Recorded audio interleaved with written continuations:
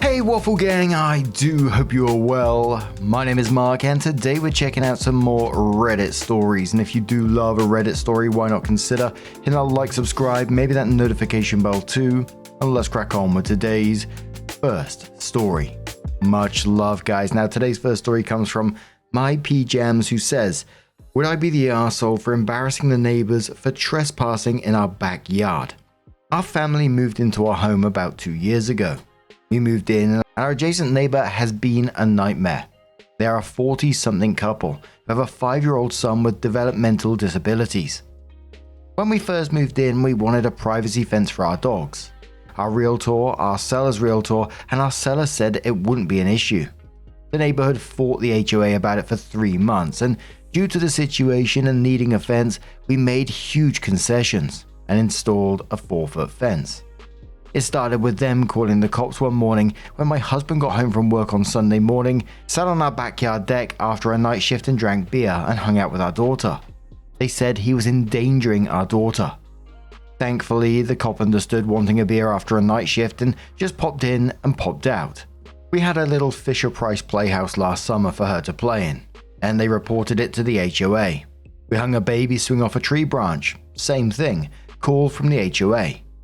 The mum particularly will park her minivan in front of our driveway so husband can't pull in or out of the garage, and wigs out when my husband comes and knocks at the door at 3:30 AM to move it.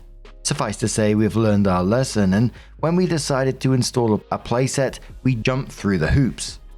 Last month we had a landscaper install it. It's essentially a playground in our backyard. We both work essential jobs and no one is home during the day. My husband switched to nights and has watched the past 2 weeks her or her husband have been letting themselves into our backyard to let their son play for an hour or two twice a day. First through the gates, which we then locked, now they jump the fence and bring a step ladder to get back over. They always wait for me to leave for work. I'm not sure they see my husband pull in at 6ish AM. We bought a security camera that records. Am I the arsehole if my plan is to record them playing in my backyard and putting it on the neighborhood next door and Facebook page? She's active in both and complains about us, including a post about our playground landscaping being insensitive. My other option is to call the cops, but I don't want to frighten their son. User says to OP, not the arsehole, but keep it to proper channels. Call the cops for trespassing. Contact the HOA. Every time you notice them parked blocking your driveway, call and have it towed immediately. All your neighbors seem to know about them anyway. Word will get out, and how is calling the cops scary for the son? They already called the cops on you for legal activity on your own property. Also, are scrubs/trees legal in lieu of fence for privacy? Perhaps with thorns. Can you add a privacy screen or trellis to your porch/deck? Good luck. Opie says their son is fairly developmentally disabled, just from how his mum in particular behaves. Last time she called the cops on us for using our backyard to have a beer and mimosa on a Sunday. Honestly, she is that person that wigged out at us. Called the police on 911. The police came, saw we were sitting on our porch, apologized to us, and she went ballistic at the cop for not arresting us. And it started a chain event that the little boy just lost his mind on the police officer. Thankfully, he is very visibly a disabled child. I think we will contact the police to ask them to witness it and quietly address it this time. Let the officer know if it happens again, we will press charges. If we want to plant anything, we have to have HOA approval, and the neighbor folks are just not amendable, and the HOA isn't going to open a can of worms where they don't follow their own bylaws. Trees, fence, and landscaping to keep views of the area is very important. It specifically calls out plants over 18 inches high. Honestly, had our neighbors not been giant turds about everything and pretty much treat us like we're single-handedly ruining their neighborhood, or even asked us while our daughter was away with her grandparents, while my husband and I were working 75 to 80 hours a week to use it, I think I would have said, yeah, not a big deal. Now I'm mad this lady posts about our bad behavior every week on social media and talks shit about us, and now actually does something that's actually illegal, and I can't shout it from the rooftops that she's a hypocrite. Commenter says to OP, not the arsehole, but be the bigger person and go to your HOA first and let them know the next step is to call the cops. You don't want them threatening to sue you if you put the video on social media. I understand they would probably lose if they did sue, but you lose too if you had to hire legal counsel. Good luck with these arseholes. Edit. First of all, OP, please let us know what happens. I see in the comments to my post there are some stating you have every right to post the trespassing video on social media. Since none of us know where you're located, I don't think it is good advice. Know what your rights are as well as the trespasser's rights before you follow that type of advice. As one poster suggested, have their car towed next time it is blocking your driveway. CR replies saying, I agree. Take this to the HOA and tell them they need to approve your 6-foot fence now. I would also go to the cops. You need to have the neighbors given an official trespassing notice. OP says, how the HOA bylaws work, adjacent properties have to agree with a fence. They were the only neighbors that refused to, and we had to compromise and install the only fence that is auto approved. But I plan on parking my car a block away this afternoon and calling the police that we have trespassers. But OP came in with their first update, which was the same day, and said I spoke to 2 attorneys. Specifically, I used Google and searched for previous cases involving my HOA where the attorneys represented the homeowner. This particular HOA is really not afraid to spend money on lawsuits. He thought if we wanted a higher fence and installed without permission or landscaped any further, we would be fined if someone complained. B, the HOA can't do anything about her behavior. And for a few $100s, she will draft a letter making it clear we find this lady's post on their Facebook to be harassing. C, to call the non-emergency police and leave a message. D, as far as she's concerned, we have the appropriate insurance for our attractive nuisance. E, because they are using a ladder to use our attractive nuisance to get over the fence, and an adult is always accompanying him, that the particular laws in our state make it very clear if it's not easily accessible, it's not an attractive nuisance, and it only covers children. F, there's nothing illegal about posting it to Facebook/Nextdoor. OP adds a second update and says I spoke with a non-emergency police line and the community assigned police officer called me about 10 minutes later. The community police officer, who is very nice, looks like he's been winding down his career as a school police cop and a community cop. Agreed if I called him today, he would come help me have the conversation and issue them a warning about trespassing. I don't want them charged. I want to be the bigger person, even if I want nothing more than to be extra petty and put her on blast with the neighbors. They showed up for the afternoon to play around 2:30. The dogs and cameras let me know. I called the officer and he parked down the block and we both walked around the house. He verified my gate is locked. To my very surprised neighbors, I said, hey Rachel, we need to talk. We can sit down and do it. I'm pissed you're all in my backyard without my permission, but I feel like I can control my emotions. I told her we had noticed they were at first letting themselves into my backyard, but now they were breaking into it. I said coming into my yard without permission needed to end today. The officer point blank said he works 8 to 5 Monday to Friday and will respond immediately to any trespassing incidents after today. She got a little snippy and started talking back to the officer, but the officer escorted her and her son and her ladder off the property and said he didn't want to hear it and that she's an adult and she can't go into a fenced property even when it's unlocked. Rachel posted not even 15 minutes later after this happened on the neighborhood Facebook with a picture of my backyard about how ridiculous it is that you can get a playground approved in a backyard and how ugly it is and how it's devaluing everyone's property and how it's dangerous and if anyone thinks it's impeding her view. Some agreement from her friends and a few people reminding her we live in a very kid-friendly neighborhood and it looked nice and natural. I also posted in the neighborhood Facebook with a picture from my office of my backyard with her and her son using a ladder to get over my fence into my backyard. Really good ISO landscaping suggestions on my fence line to keep neighbors out. I may be using our stimulus check on getting some supplies and making portable privacy screen /fence /trellis garden boxes. Suffice to say her Facebook post is deleted and her husband Facebook messaged me asking to delete mine. General says to the OP, thank you for keeping us informed. Please continue to do so. OP said, fuck. If I thought I wouldn't get identified by posting the video here, I would. They literally have an above ground swimming pool ladder they move and climb into my yard with. Hanno says, are you going to remove your post? What did her husband say about her using your backyard? OP says, I took my post down. That guy's been also climbing our fence and using our backyard, so it's not just a her problem. It's their bad behavior. Not just hers. Bloody hell, the absolute audacity of these people climbing into someone's backyard like that to use their play equipment. And it's not just that, they must be like watching your house to know what time you all leave so they can schedule it to go round and use your yard. It's just crazy ass behavior. But what do you guys make of this situation? Let us know your thoughts down in the comments below, and let's move on to another story. Our next story comes from the Am I the Arsehole Here subreddit from a throwaway account that says, Am I the Arsehole Here for not wanting to buy a house 3 hours away from my workplace? I don't know how to start this. I, 27 female, have been with my fiance, 28 male, for 5 years. We just recently saved enough for a deposit on a house, and he's found this cottage in the middle of nowhere, 2 hours away from where we currently live. The thing is, I already work an hour away. I'm a nursery practitioner and I love my workplace. I've been there since I was 20 and I've worked my way up to a room lead position. Living 3 hours away from my job would not be ideal. But my fiance won't budge on this house.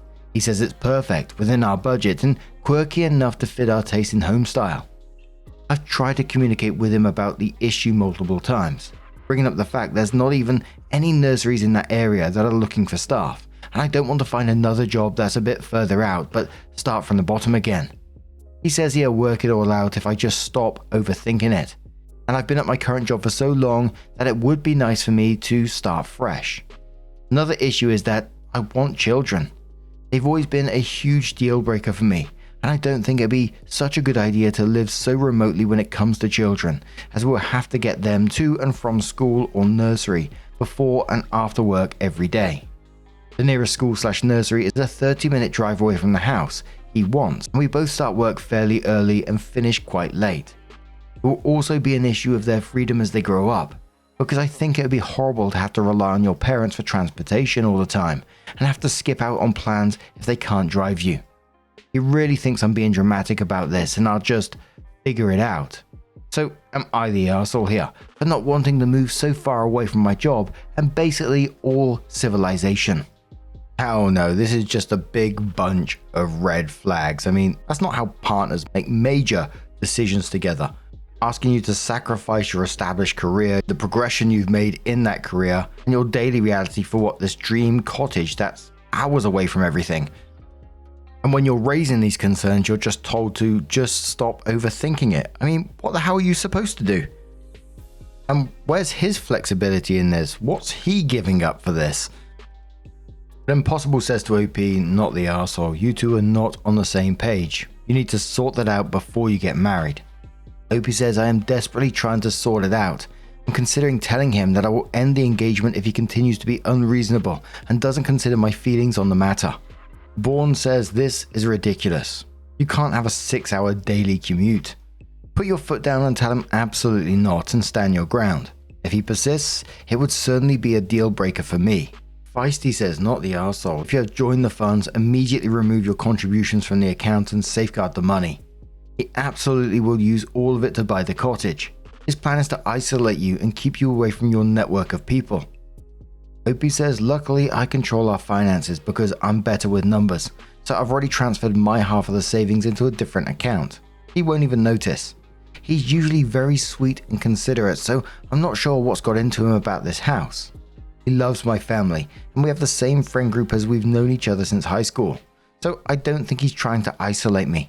And Dismal says, not the arsehole. The house may be perfect, but the location is not. We know it doesn't work for you. Is this place closer to his work, or how does this location work for him? If it doesn't work for him, what's the point? If it only works for him, again, what's the point? He says to you that I'll just figure it out. Does he mean you or himself? If he means you, that is a huge red flag on top of the other flags. You can change jobs to accommodate his wants. You can start over to accommodate his wants. You can communicate to accommodate his wants. You're being dramatic for not accommodating his wants. It seems he views your relationship as all about him and what he wants. He's being an unreasonable, selfish arsehole. You're not in a partnership. I'd be rethinking this relationship. So OP does come back in with an update and says, hi all, sorry I've been almost completely missing in action for the last few months. Life has been completely hectic, but I wanted to give an update because I saw people asking for an update. I also saw my post being read on TikTok a few months ago by one of my favorite Reddit story accounts actually, and that was crazy. I truly did not think it would end up anywhere but Reddit.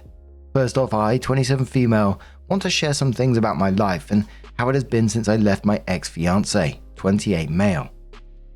Life has been up and down for me. I found a therapist and I started to rent a small flat close to my brother's house, still living below my means as I start to save for a house again, building upon my more than half of savings I took when I left my ex. It was all my money, I'd saved most of it. I did not take any of the money that was his. The flat is small, but it's cozy and doesn't have any of the mess my ex always left around. I was offered a position as an assistant manager at my workplace, and while the pay rise would have been nice, I decided to turn it down as I just so love working with the children. I do not want to spend most of my time in an office. Being a room lead is fine with me. I adore my job. My workplace is still great and I've made some really good friends with some newer staff members. I often have a couple of them over for drinks or dinner after work, as a little single ladies club. My absolutely amazing dad died suddenly and tragically in September, far too soon at 65. He was truly the most incredible man, and I've been leaning on him a lot for support after I left my ex. He left me a sizable sum of money, and while I'm still waiting for that to come through, I'm planning to put it all into my house fund, and I'm hoping to be a homeowner by the summer of 2026.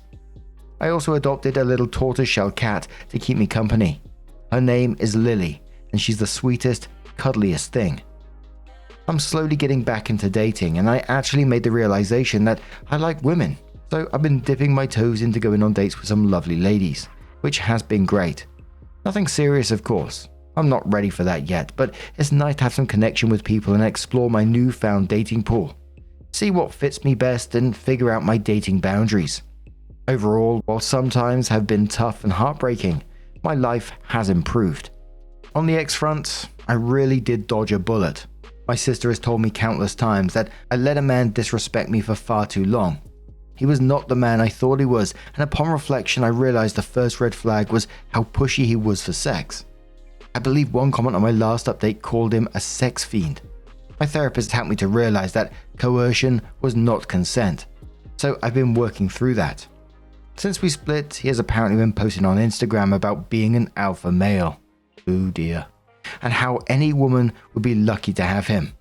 According to mutual friends, he's been listening to lots of horrible and misogynistic podcasts and spews that rhetoric to absolutely everyone he can. And he's already dating a new girl who is far from appropriately younger than him at 19. Yuck. I will never know the full logic of why he wanted me to move so far from everything I know and love. But I feel that the comments saying he wanted me to quit my job and be a stay-at-home mum were correct in their assumptions. He couldn't afford the house he wanted without my part of the savings, so he's stuck in our old flat.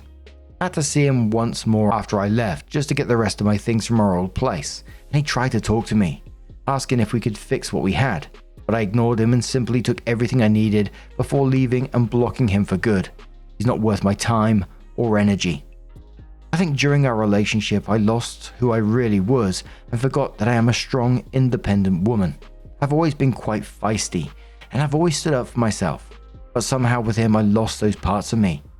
They're back in full force now, and I couldn't be happier with that.